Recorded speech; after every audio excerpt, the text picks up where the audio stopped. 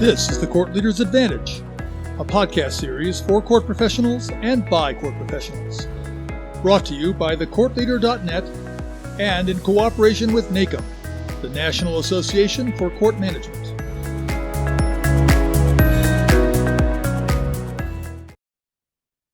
Mentorship isn't a nice to have. It's a game changer. It bridges the gap between experience and ambition, turning goals of someday into progress today.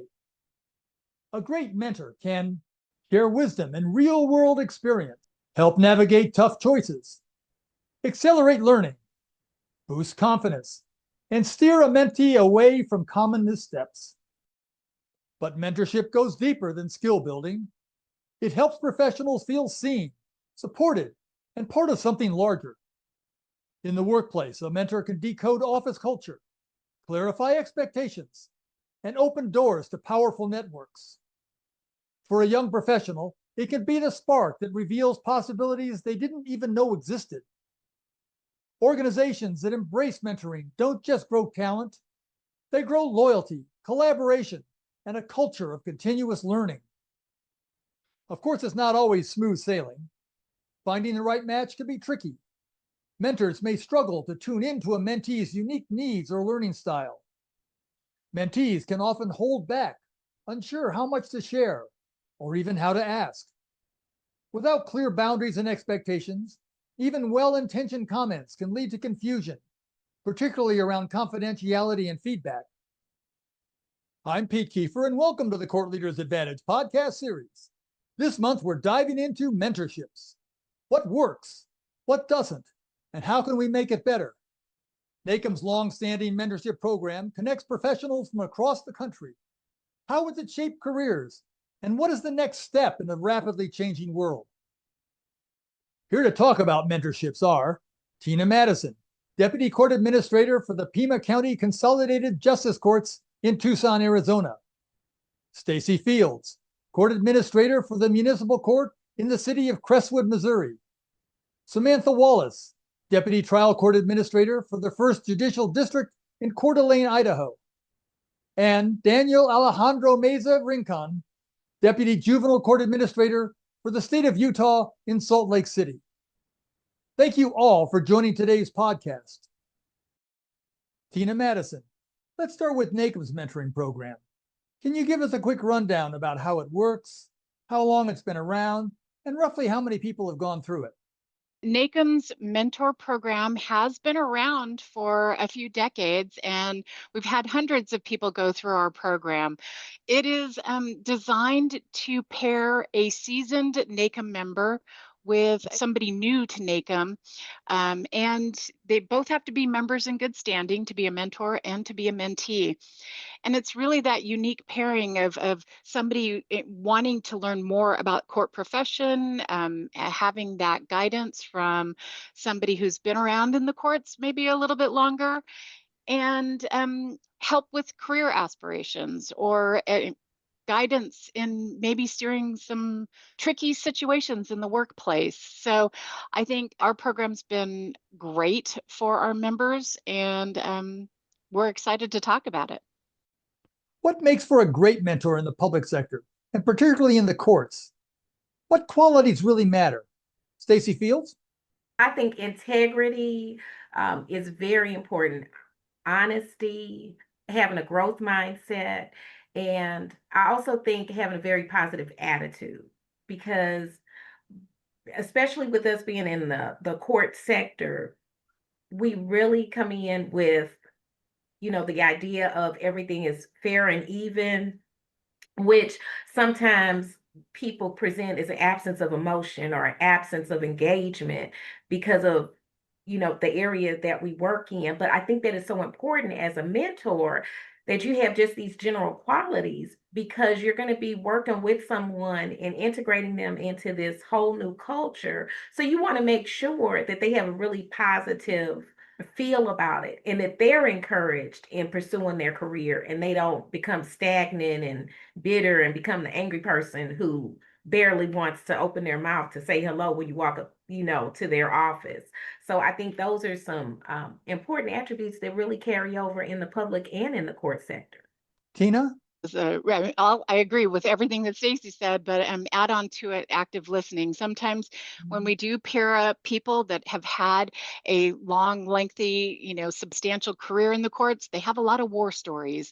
And while that's good, you really want to meet that mentee where they're at and find out from them what are the things that they're interested in. And so maybe what interested you or as a mentor isn't the same, and maybe your career path is a little bit different. It's good to share that, but I also think that you really have to settle in and listen to what the mentee is trying to articulate, and maybe they don't know, but trying to help them suss out what it is that they're looking for and how best to help them. I'm going to tell a little war story myself. I struck gold. I signed up for the NACM mentor program probably about 10, 15 years ago, and I got Marcus Reigensmeyer, who was a past president of NACM. And had I not done that, I don't think I would have become myself a past president of NACM, because he encouraged me not only to grow in my profession, but also to grow within the NACM organization. So for everybody listening and watching out there, I highly recommend the program. Do you have any tips on how to actively listen? Really making sure that, like I said, listening to what it is that the individual wants to achieve, but also what have they done to get there, and kind of pairing that up with, okay, what I'm hearing you say. So, and like reiterating what they said, and you're actually doing exactly another nod, encouraging the person to talk and share. But I also think it goes to what Stacey was talking about a little bit, about that integrity and that confidentiality and that comfort zone. So I think it's building on all of those things to draw that person out. From your perspective, what are the top 2 or 3 things that young court professionals such as yourselves are most eager to get advice about from a mentor? Samantha Wallace? I would say probably the top reason is career progression and growth. I know you mentioned it, Tina mentioned it, whether that looks like, help with resumes and actually applying for jobs. It could be assisting with their LinkedIn profile, which is something I didn't realize was still a thing until I got my NACM mentor. It could be networking. My mentor had actually arranged an introduction with the AOC director in another state for me. It could be focused on both long-term and short-term goals, use of SWOT analysis.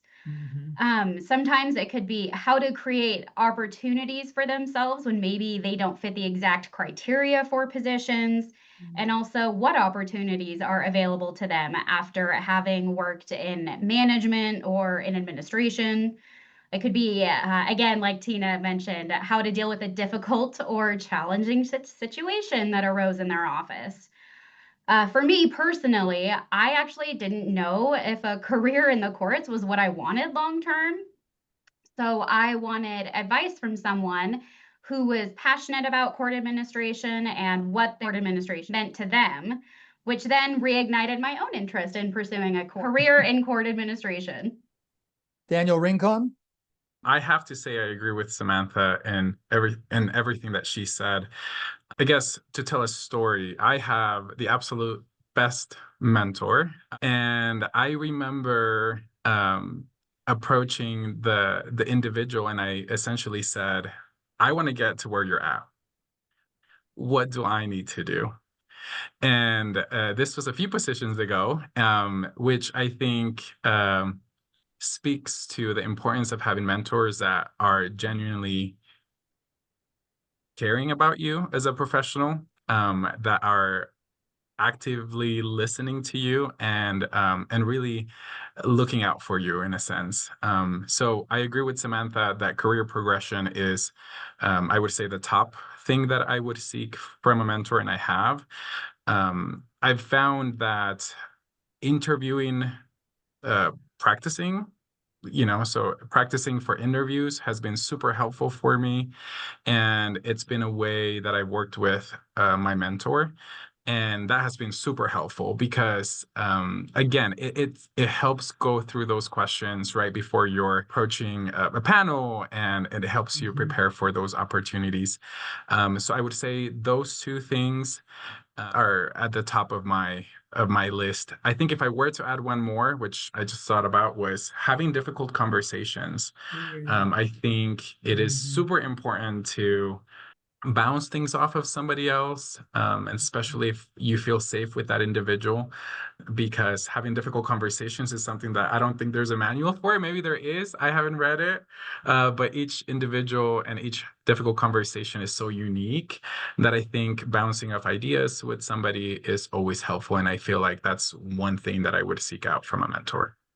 The world is changing at lightning speed. New technology, shifting workplace norms, different expectations.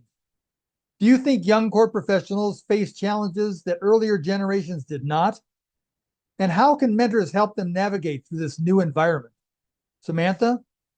This is obviously not true of everyone who works in the court system, but I think one of our challenges is that it's assumed we have this vast and extensive knowledge of technology, or that we have the ability to immediately learn it simply because of the generation that we belong to. I think older generations are sometimes given more grace when it comes to technology expertise than the younger generations are. We are expected to not only keep up with the rapid, fast-paced challenges and changes that our courts are constantly going through, but to also sometimes teach the older generations as we are also learning new things. I've been told things like, "You're young, you can handle it," or "You're young, you should know this." And I think the amount of pressure and expectation that that assumption places on our shoulders leads to burnout and work fatigue sooner than it probably did in the past. Something that mentors can do is they can help give us guidance, resources, maybe some coaching on how to navigate our challenges. Sometimes they are just an ear to listen, which is great. My mentor had experienced similar challenges that I was facing at the time, and it was incredibly helpful to hear how she had waded through them. I think mentors can provide a safe space for you to speak about your work without fear of repercussions, particularly if they are from a different state or court system. Stacy? I would say what I see as a challenge just for the younger generation, it's a lot of knowledge too quickly. And the reason why, it's almost like people can come in with this TikTok mentality of, I have access to all of the information. I know the processes and procedures, because that is what we're built on. We're built on a steady consistency. We are built on a specific process and way to work through things. And sometimes they can come in with this like eager passion of, I have just graduated, or I have just entered in and I know all of this information.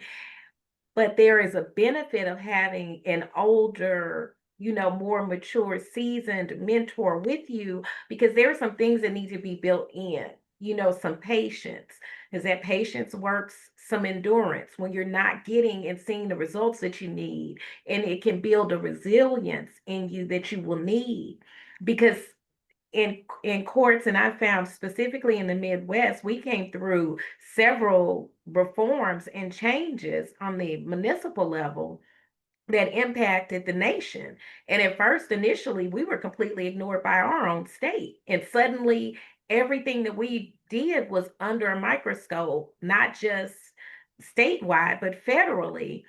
So what normally we held on to with the consistency and the slow expectations we had with court, suddenly everything was changing. So we had to build a resilience in order to make it through. And I think that's a quality, that mutual respect. If for the things that you're bringing in as a young professional, and then have that mutual respect that there is some things that you only gain through experience and resilience and enduring some things, I think that makes a dynamic pair, that makes for dynamic growth. A lot of mentoring stories focus on success and growth.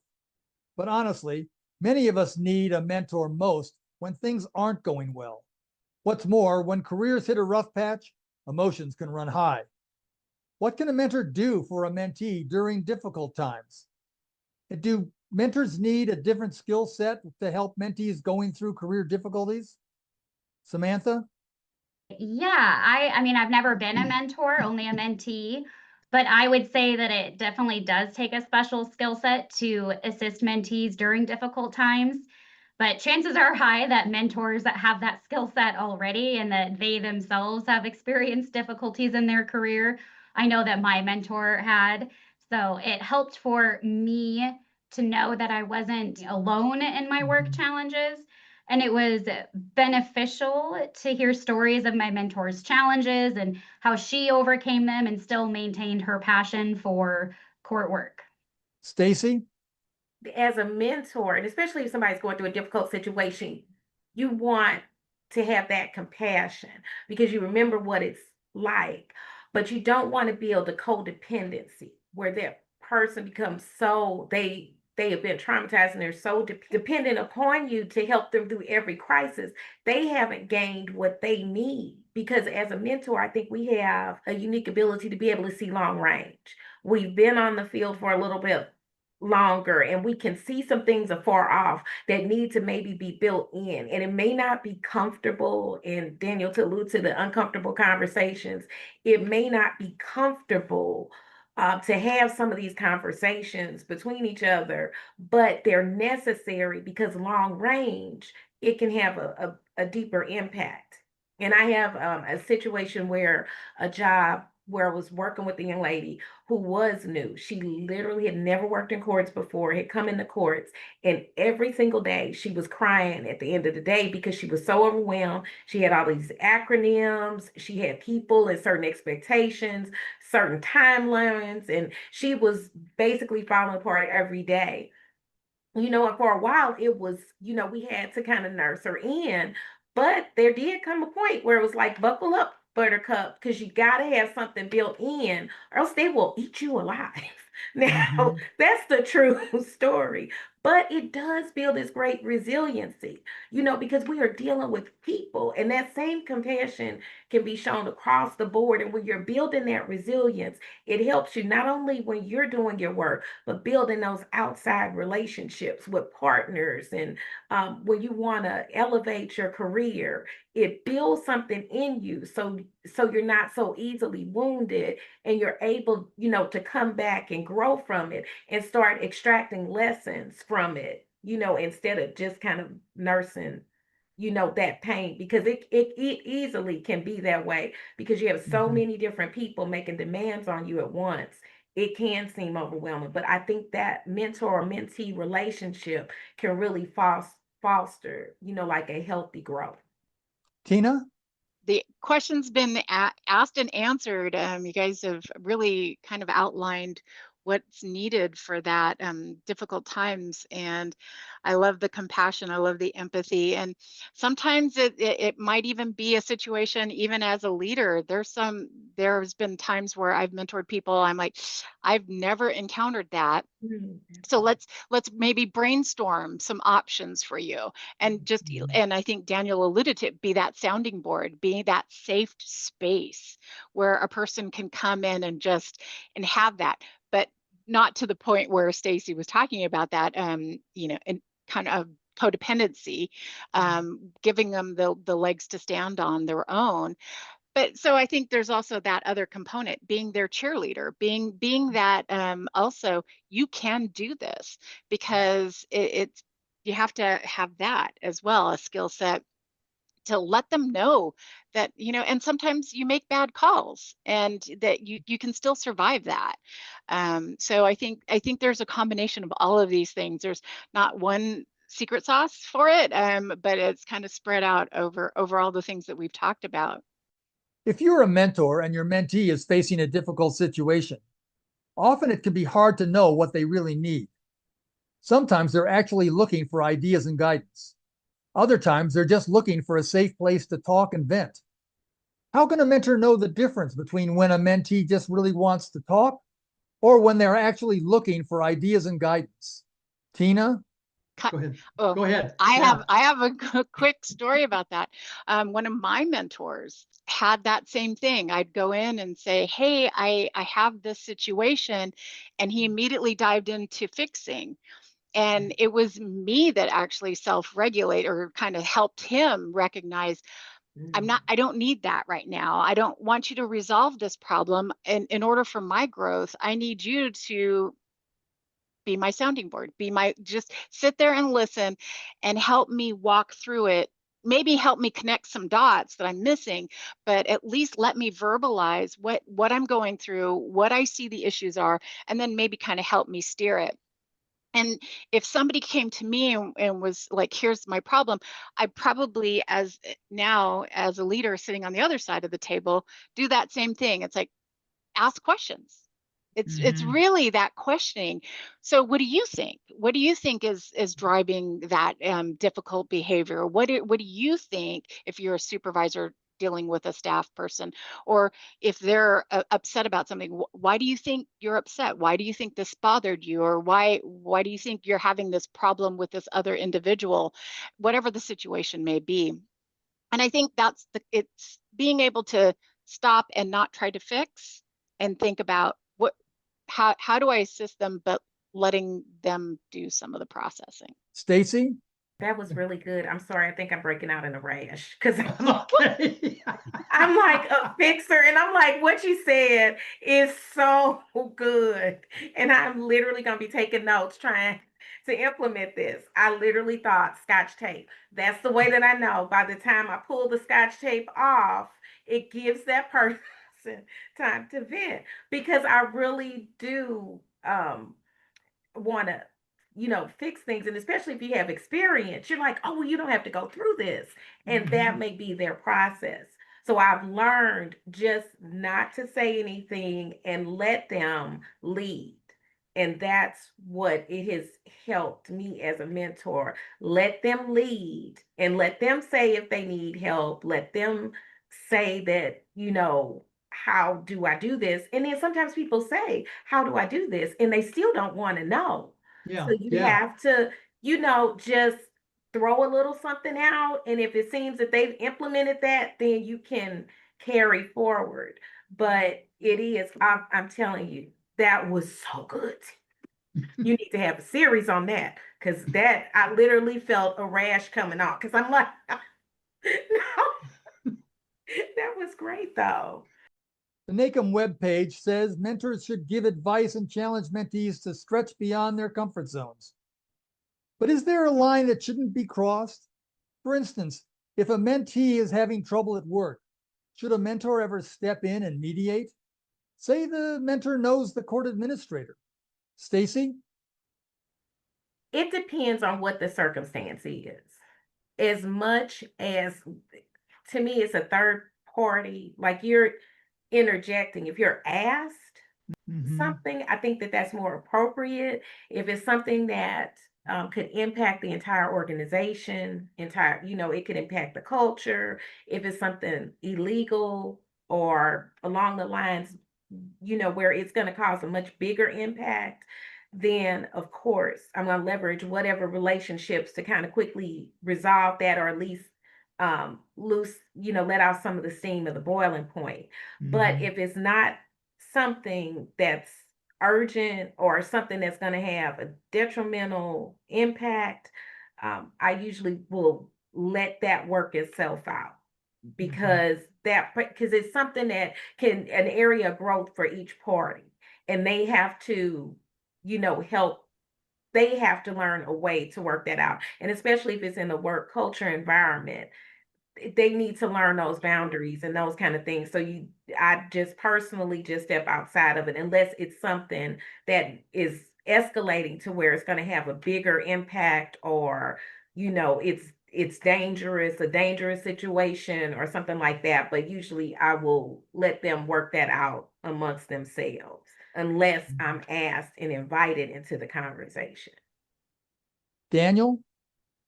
It's a great question, and I agree with Stacy. I mean, I feel like there are two different types of when I hear your question, I think about those that are HR, that will need an HR sort of component of it. Mhm. And really at that point, my advice would be for my mentee to say, please contact HR. This is something that needs to be, and I would walk and make sure that they have the resources that they need to involve HR, right? I mean, I think there are different types of issues at work that may ensue. And so if it is something, in relation to the individual that you're working with and their like direct supervisor, or maybe a coworker, things like that, I think um, definitely not the position of the mentor to step in. I view the mentor-mentee relationship as a coaching opportunity, and I think that's sort of the framework that or the lens that I look at. And I think we've sort of talked about today how we want to make sure that as we're working with somebody, we're building them up. Usually you're having somebody who's been in the courts for a long time, sort of coming in contact with somebody who is newer. And so how do we build them up so that hopefully, like Samantha mentioned a minute ago, they will consider a lifelong career in the courts, right? Like, how do we build them up and give them the tools necessary to thrive and to grow? And so I think difficulties like this are an excellent opportunity to coach and say, well, this is how you have difficult conversations. I think we talked about it a bit ago. And so I think as mentors, I think mentors need to be careful, be wise about sort of the influence that they may have over the individual and know when to step in and when not to. I feel like the framework should be you're a coach, let's work, let's build capacity, and then not step in directly. Finally, what is your best advice for somebody who's thinking about becoming a mentor and for young court professionals looking to find one? Tina? NACM program, mentor program.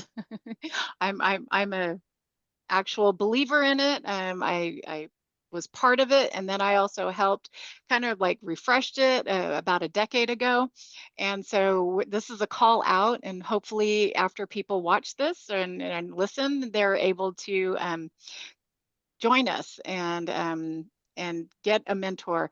I think that for people that are looking to be a mentor, it is a wonderful program in that you're giving back, especially those of us in later in our career. Um, I've had some tremendous mentors, so I want to pay that forward. I want to see the next generation come up behind me, and I want them to have that passion.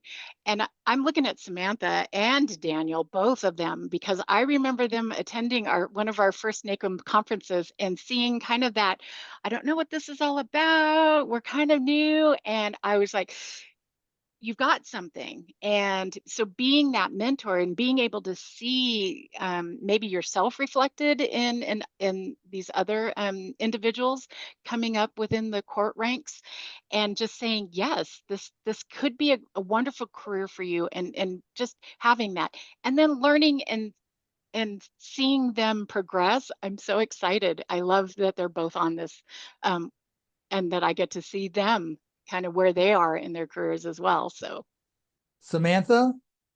My best advice for a potential mentee would be that if you're not sure if you need a mentor, apply anyways. Do it. I applied not having a specific issue or challenge to necessarily overcome.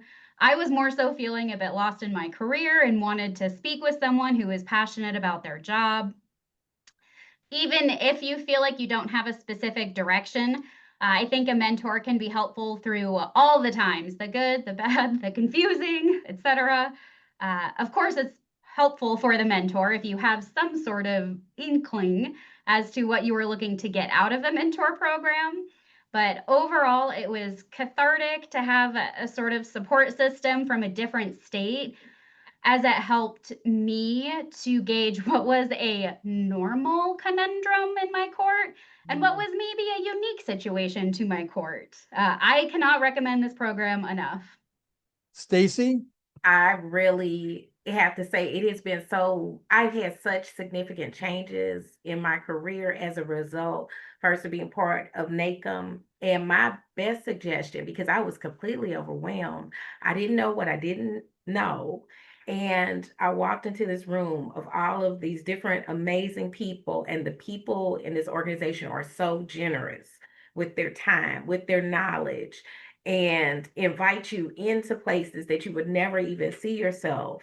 And it just has truly been beneficial. And I watch people from a distance. And what I love about it is everyone has their strong individuality. Like I really enjoy Tina because she, as I saw her as a president, and she was just so very inviting, and you just felt so comfortable and a part of it, and having, even in this panel, it just is so much joy in what we do and what we enjoy, and taking time out to kind of like take a look at the landscape. You may be thinking this person is the best fit for me as a mentor, and this is where I think that I would be, and you would be surprised at what will come out of you in such a positive way, and just getting in these good relationships. And NACM is a great fast track to that, in building good, strong relationships and developing yourself as a person, because as you develop as that person, your professionalism, every single thing about you is going to grow and change. So definitely, I say just take a look at the landscape, and then don't be afraid to try. Don't be afraid to sign up. Don't be afraid to connect, because it truly will change your life. Daniel? I agree with all the advice that has been given. I think what I would add is, if you are not, you may not, a program such as this may not be for you, right? And there may be people around you that may be good mentors to you. And so be brave and approach them and ask them whether they would consider it. That's my experience. Prior to joining NACM and prior to knowing about this program, like I said a minute ago, I essentially found the individual that was in the position in the court system that I wanted to get to. And I was bold and emailed and said, can we meet sometime? And then they were so gracious to meet with me.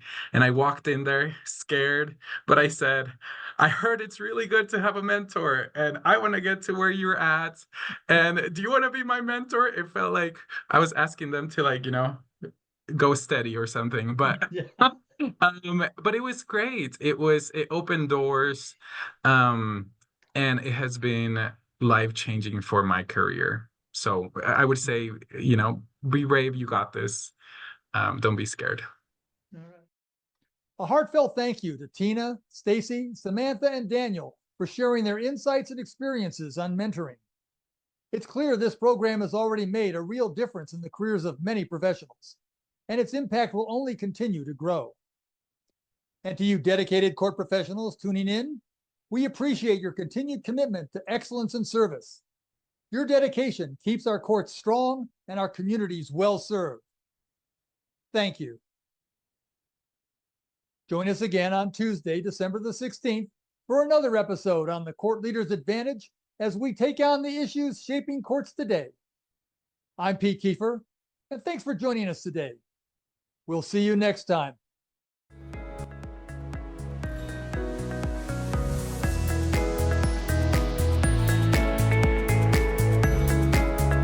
Thanks for joining us today. The Court Leader's Advantage is a regular podcast series on courts and court administration. Today's episode will be available on our website, on the Court Leader website, on YouTube, Facebook, iTunes, LinkedIn, Blue Sky, and on X, formerly known as Twitter. Become part of the conversation. If you have questions, comments, or ideas for future episodes, email us. Our address is clapodcast@nacmnet.org.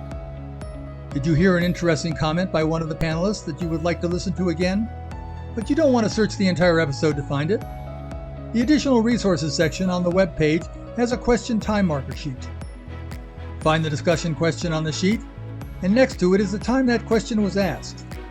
You can quickly fast forward to that time and listen to the panelists' comments. Remember, if you don't have time to watch an episode, you can always listen to the audio version. Listen in your car or on the bus on your way to or from work. You never have to miss an episode. I'm Pete Kiefer, and on behalf of our guests, the Court Leader website, and the National Association for Court Management, thank you, and have a great day. The views, information, and opinions expressed during this episode are solely those of the host and the individual presenters. They do not necessarily represent the position of the National Association for Court Management.